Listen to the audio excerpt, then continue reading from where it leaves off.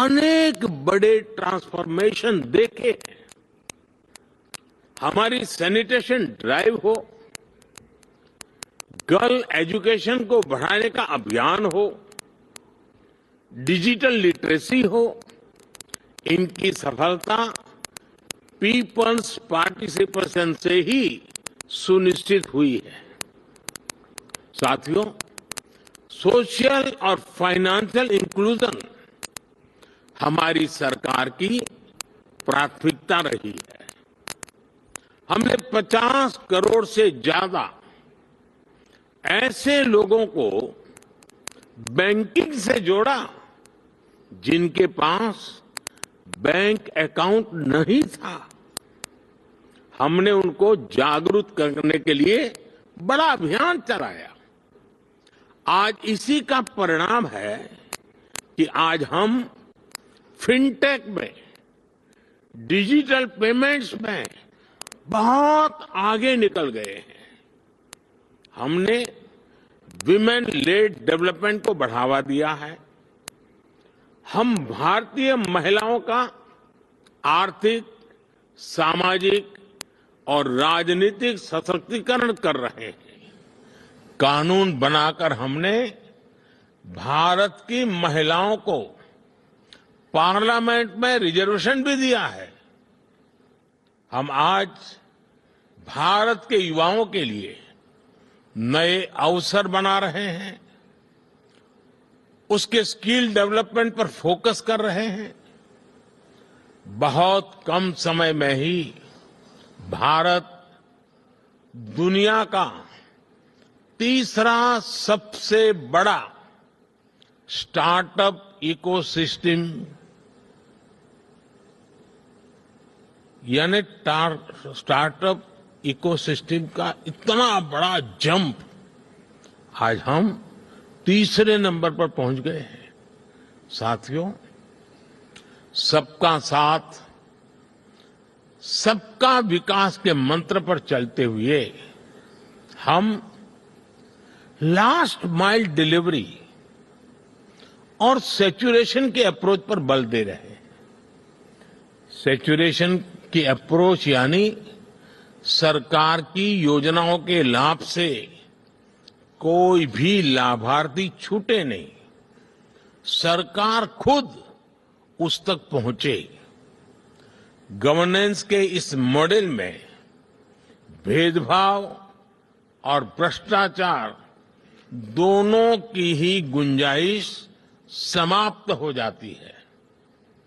एक स्टडी के मुताबिक भारत ने पिछले 10 वर्षों में 250 मिलियन लोगों को गरीबी से बाहर निकाला है और उसके पीछे इस गवर्नेंस मॉडल की बड़ी भूमिका रही है।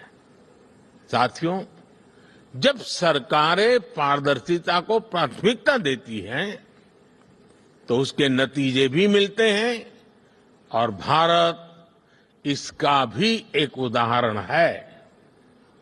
आज भारत के 130 करोड़ से ज्यादा नागरिकों के पास उनकी डिजिटल आइडेंटिटी है।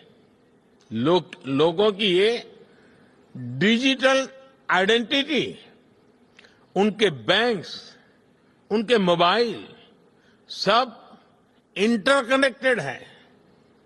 हमने टेक्नोलॉजी की मदद से एक सिस्टम डेवलप किया है, डायरेक्ट बेनिफिट ट्रांसफर, डीबीटी।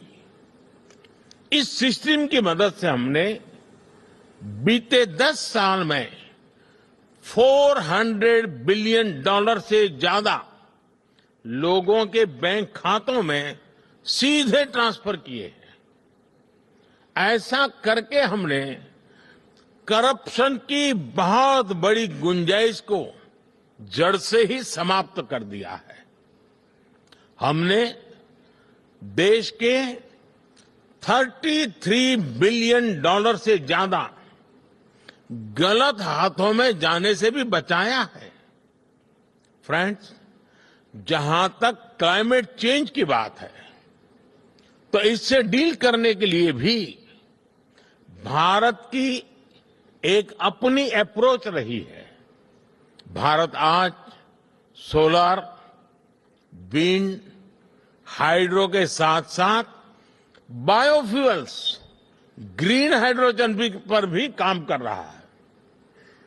हमारी संस्कृति हमें सिखाती है कि प्रकृति से जितना हासिल किया है उसे लौटाने का प्रयास भी करना चाहिए। इसलिए भारत ने विश्व को एक नया मार्ग सुझाया है, जिस पर चलते हुए हम पर्यावरण की बहुत मदद कर सकते हैं।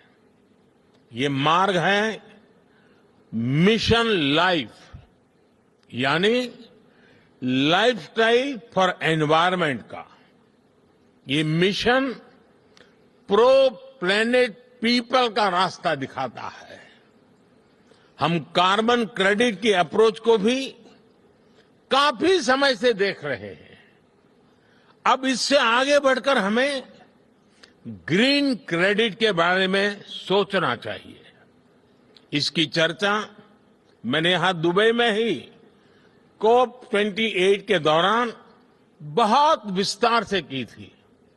साथियों, जब हम फ्यूचर की तरफ देखते हैं तो हर सरकार के सामने आज अनेक प्रश्न हैं।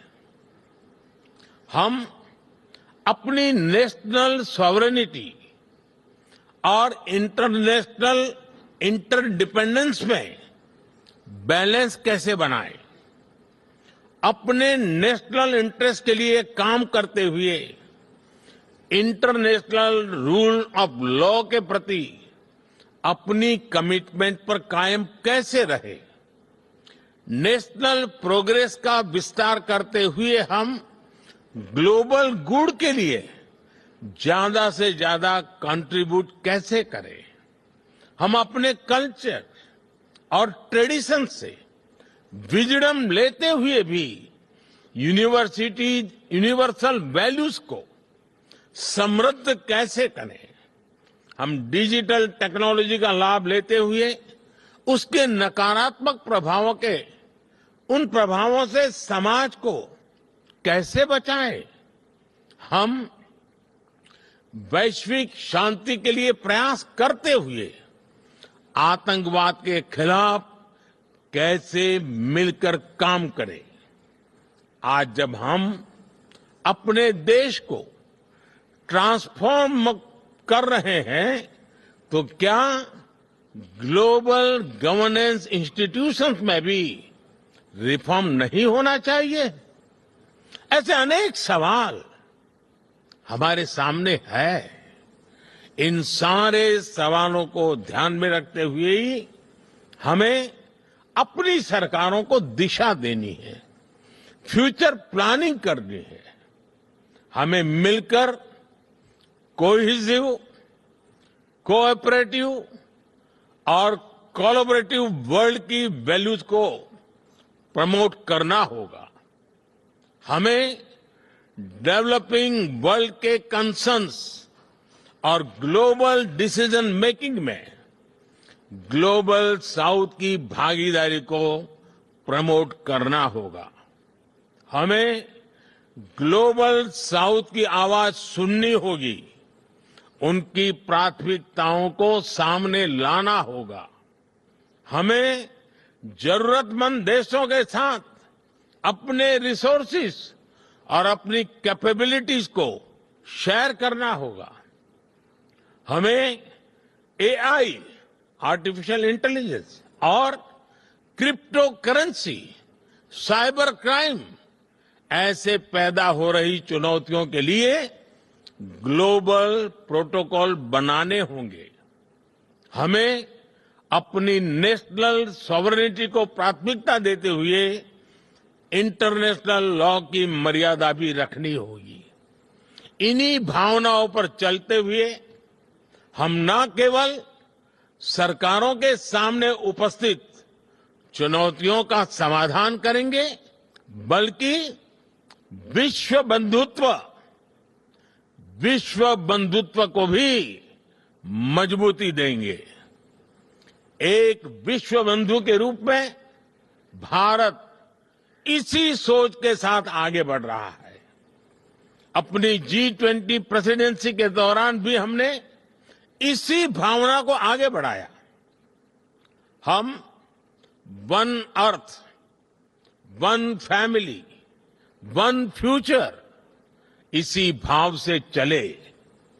फ्रेंड्स, हम सभी के पास गवर्नेंस को लेकर अपने एक्सपीरियंसेस है। हमें न सिर्फ एक दूसरे के साथ काम करना है, बल्कि एक दूसरे से सीखना भी है। यही इस समिट का भी लक्ष्य है। यहां से निकले सॉल्यूशन दुनिया के फ्यूचर को शेप करने वाले होंगे। इसी विश्वास के साथ आप सभी को बहुत बहुत शुभकामनाएं। Thank you very much. Thank you, the Right Honourable Narendra Modi, for this session.